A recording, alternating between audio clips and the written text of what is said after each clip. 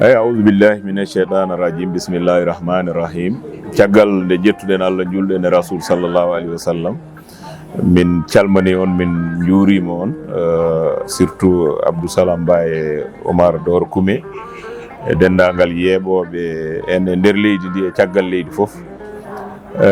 Jillu o ko jillu mo ganduɗa ko convergence des éleveurs kañum e bureau mum e wallidiɓe muɗum geɓɓimo ngam yahde e département ji ɗi walla e région ngaji Sénégal ɗi fof, so tawi koɗo ganduɗa waɗanoma installé ha paari ko yewtidde bandiraɓe holludeɓe ɗo tolna e ɗo faa to banggue gaynaka mais to banggue dawrugol aussi. Ɗum noon wona hikka tan convergence waɗi ɗum, guila convergence sosa waɗino 14 région ɗi, waɗino 45 département ɗi, joni noon koɗi 46. kono noon saa fof wodat ko hesɗi ko ene wawi wonde dawrugol, ene wawi wonde développement. toɓɓe ɗiɗi ɗe fof jadata ɗo joni paaɗen koye darnude won e département ji ɗi ganduɗa darnanoma, mais siwana wonde officiel teɓe jeeyi carte mumen convergence eɓene liggo. donc noon ene moƴƴi jomumen ngara mbiya ko kaari woni ɗo, ɓen mbawa hebde kamɓene prérogative wawde darnude ɗum e commune aji gonɗiɗi e département ji mabɓe. ɗum woni muujiba o. muujiba ɗimmo o e nder concept convergence a nani convergence wi kartalam ko makki jeeyi. kartalam ko makki jeeyi noon alay saago gimmaɗa kalda e bandiraɓeɓe joguiɗo kartal ngal reena ngal ha yonta o rokka ngal président Macky Sall. mbo siwana dañde kartal ngal holle hoɗo rewata ha o heɓa kartal ngal ha o wawa winditade o mofta ngal kadi kamɓe pour Macky Sall. donc ɗum noon ko ɗum développement et politique mo ganduɗa ko wallude président ko woni koye dow mum o yettina ɗum e dow jaam, ko faa ko aussi holno heɓirta ɗum e dow jaam e keewal. tawa ko premier tour par ce que président Macky Sall gaña mum min jiiɗa waɗa lamlam. donc noon ɗum noon namni ko darde, namni ko yewtidde bandiraɓe, namni ko jillu, namni ko heɗade yimɓeɓe. ko ɗum ɗon saabi no mbiɗa ni le 24 gimmiɗen Dakar, ndewɗen toon to cuuɗi men Ranerou Ferlo, ndewɗen diwan mo Matam, jaaɗen Bakel. a yii ko kewi ko Bakel, nde gimmiɗen Bakel ndewtuɗen nder Tamba, mais mbalɗen ko département mo Vélingara koye région de Kolda o mo gonɗen hannde. Sinthiane Koundar gimmiɗen Sinthiane Koundar, paaɗen Sédhiou Waala ñalla Waala. donc nde dawɗen ɗon paaɗen ko Bignona en Bunkiling en, ndewɗen e ɗen ɗon guure wonɗo mbaɗɗen visite e certaines unités ji laitière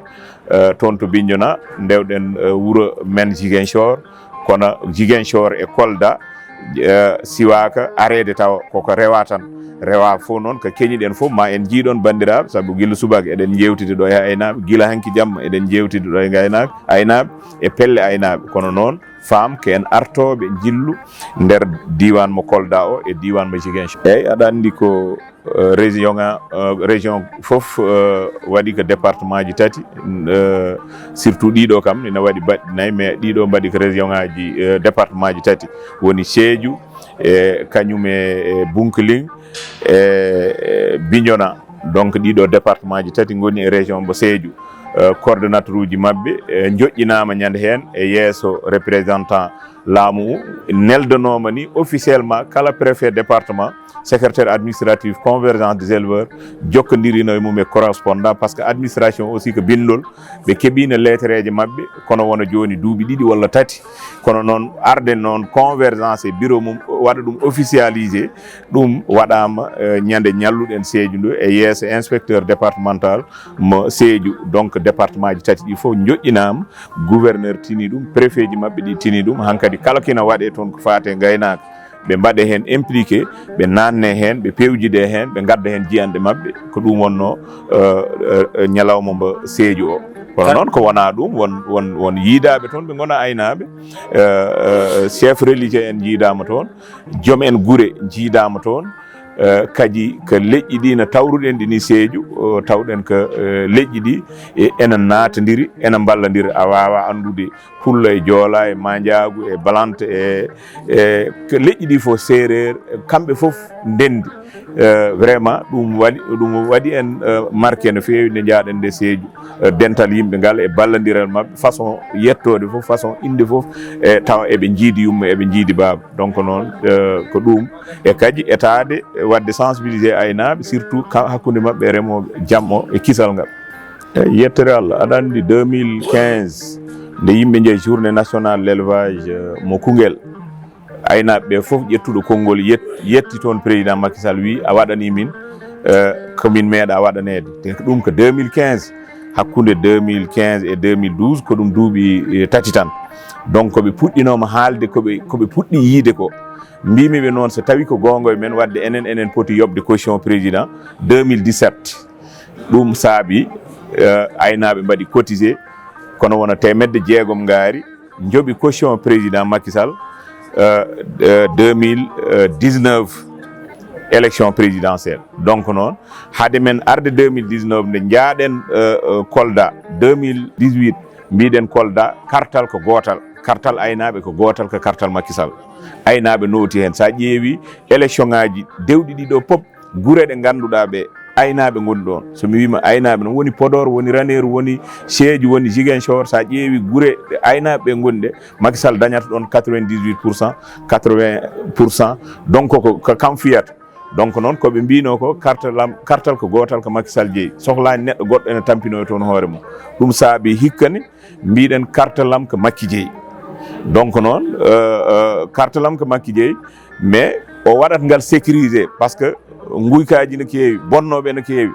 donc kartal ngal alay saago kuccitɗo ɓoyma hombomo namno kañum faama gila namnakima ngal ɗo jarani namno ngal ɗo jeeygal ko président Macky Sall donc noon eɗen ɗamani saabu président Macky Sall ko joom wune ko joom duwaw donc hay hunde en meeɗa ƴettude ɗum ko faate muɗum waɗi échoué walla waasi yaadude no jiɗirɗa ni donc noon ɗum saabi hikka kadi mbiɗen ko carte lam ko Macky jeeyi donc noon ɗum eɗen ɗamani haade men gasnude tourné ma won ko jiiɗon hen ko puɗɗi ɗon hen yiide kono noon ɗum ko fuɗɗode tan par ce que 14 région he paaɗen en ciwa waddude ɗi kanji fof ɗum so Allah jaaɓi ko ɗum combat men ɓe mbatten installé aussi koye ɗum continue wadde recensé kayitaji yimɓe e kayitaji judduɗi inscrire de yimɓeɓe que e liste électorale he pour que mbiɗen ko gonɗinen ɗum mais tamen ɗum ha tiiɗi donc affaire o ko kartal wona duko wona ƴattore wona ko wawi wonde foof neɗɗo o so woni candidat serdata ɗum e candidat ji he tan ko kartal ngal noon hombo jeeygal ko président Macky Sall eyyi a jarama Omar ko question baɗɗo important sa ƴeewi lombi tan ko hakkude kamɓe fodɓe hebde ɓe e fodɓe ɓe yettinde ɓe kamɓe beele eɓe gandi ɗo ɓe ndewata haaɓe keeɓa fodɓe ɓe yettinde ɓe beele heɓe jottina jottingol noon ɗum fedde ala hen fedde jogui ko hollude neɗɗo o ɗo rewata par ce que fedde wona ministére l' élevage ko immoto e laamu aray e aynaɓe ɗum koye ministére de l' élevage rewata koye banque aji rewata koye ONG ji rewata heddi noon pelle ɗe kadi minen pelle ɗe won responsabilité woni koye dow amen woni miɗen poti wadde sensibilisé aynaɓe ɓe min gondi ɓe min mbiyaɓe ko ɗo ndewata keeɓa financement ko ɗo ndewata keeɓa aliment de bétail ko ɗo ndewata gona e gonko moƴƴo banggue formation ngaji banggue gueɗe kewɗe no waɗi hen koye amen no waɗi hen koye mabɓe fodɓe aussi immade ɓe jotto représentant ji laamu ngu wonɓe diwanuji he par ce que laamu ministére foof won joɗaniɗo ɗum e département donc inspecteur sa nani inspecteur départemental kam joɗani ɗon gaynaka ala fedde Samba ala fedde Demba heddi noon pelle ɗe donc fedde foof kadi e juɓɓudi mum e organisation mum ɗum ko hakkude fedde e fedde nde bureau fedde nde ardiɓe fedde nde e yimɓe fedde nde mais noon ko iwoto e laamu ɗum rewata tan koye ministére l' élevage tawi koto banggue ñamali financement ji rewata koye banque aji mais koye ministére l' élevage kadi rewnate donc noon mais ardiɓe pelle ɓe eɓe poti wadde sensibilisé pelle ɗe ɓe gandino ɗumen holɗo ɓe ndewata ɓe mbawa yettade ɗum ɗon koɓe mbiyata ko par ce que poɗɗo wadde o kam omo waɗa heddi ko holɗo ɓe ndewata ɗum yettoɓe ɗum noon koye darde convergence jeeya mbimami ko wona jillu ɗiɗaɓa wona jillu tataɓa wona jillu nayaɓa 2012 tan hade convergence dari ko 2013 mais hade 2013 o gasde tawi ko jillu fuɗɗama jillu goɗɗo watta Allah yurmi honorable député Adama Sow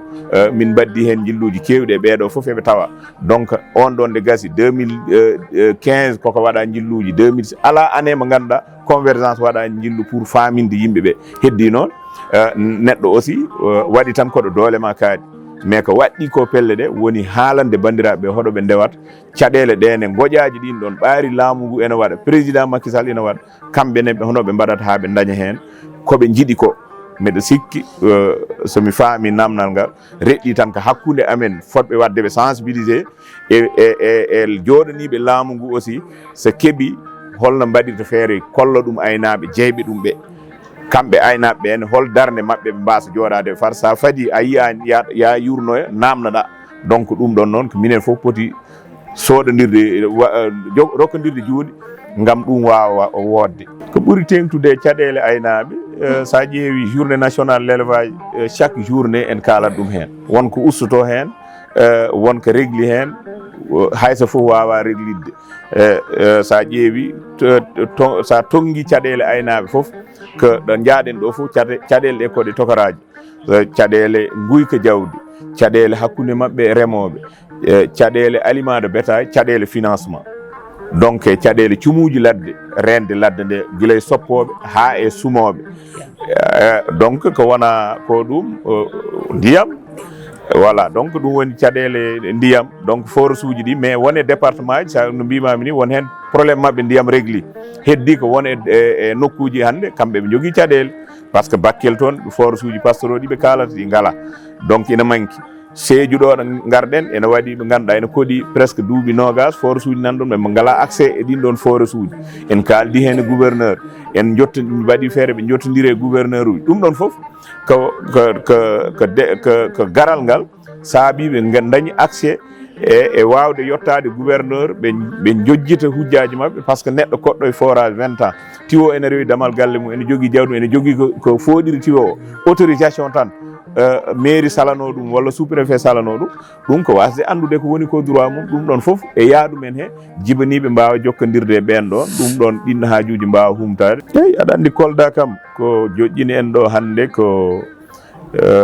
meeting mo ganduɗa ko meeting jettor mo directeur ASP Mamadou Saliou Sow yiiɗi wadde waɗa ɗum e inde président Macky Sall noon hayso woni no jillu o tawi en ko Matam walla mbo tawi en ko Dakar ɗeɗon guure mbeɗa sikki ɓuuri woɗɗude Kolda haɗatano en garat en gaccat kala ko jagguno ɗen ɗo Macky Sall yettate ruttate jettor kala ɗo mbawɗen wonde e aduna he en garat Allah waɗi noon tournée o tournée men jillu meɗen nde gasata nde gasiri koye banggue Casamance o wadde noon sina waɗa ɗum kam woni sababu men ɗo hawrude Mamadou Saliou wallidde ɗum wallude ɗum yettude président mais kadi mo président neeli o kadi koye men jeeya woni ministre d' état directeur cabinet président de la république omo wawno suɓade ministére uji goɗɗi wawno suɓade ministére foof mo président neeli ga ene wona omo wawno suuɓa député o wiya waɗanam présidé mo neeli foof aɗa yona lomto mum kala mbo hooli mais o suuɓi kadi komo jiɗɗen mbo korsinɗen woni ministre d' état directeur cabinet président de la république Abdoulaye Daouda Diallo wadde Mamadou Saliou ko sehil men président sene teddanire bawɗo ɗum teddinde fof sen tini en jahat donc Allah waɗi teddinowo o mo teddinteɗo neeli o kamɓe fof koɓe musidɓe meɗen ɗum saabi convergence e diɗɗal mum mbalti Kolda ñalla ɗo jaɓɓo mballa ɗum jaɓɓade mballa ɗum teddinde président so paari so lamɗo Allah jaaɓi janggo mbaynitoɗen Casamance eyyi a jarama Oumar eɗen mbawi wiide enen no mbinomi kewmi wiideɓe ni tan e jaabuwujam en mbawa wiide neɗɗo hande en cafrat goƴa ka kono noon ko tinɗen ko ministére joguiɗo ɗum e kanko mawɗo leydi o mo ganduɗa nde jahaten en mbaynima ɗum en mbawa yaade en mbaynaki ɗum en mbawa yaade so wona yamirore mum ko nanɗen hen fof so Allah lamɗo Allah jaaɓima en gaddu pawen ɗum e juuɗe muɗum kam o haalda e jagorde ɗum jagorgal fof kadi ngal ganduɗa ko nanɗen ko ga ko kangal ɗum waɗi concerné ma en kalde maggal probléme mo mbiɗa ɗo wuuro men andi yari en tini ɗum en kaali ɗum hay réunion goto toon to batumbo aynaɓe mbaddatno e Ablaye gila nden noon mbiɗa andi ministére l'élevage tini ɗum ministére hydraulique tini ɗum kono haɗata kadi ɓaari ha joni safrade en continat woytade ɗum saabu ko ɗum goƴo bandiraɓe men wonɓe toon ene wara jawdi ko warata jawdi ene wawi warde neɗɗo donc noon yimɓeɓe nde ballata yimɓe ɗam ndiyam ɗam waɗe sécurisé ɗam wasa bonnude kono kadi ɓe ƴewane goɗɗam tawa ko jarete ɗam tawa warata.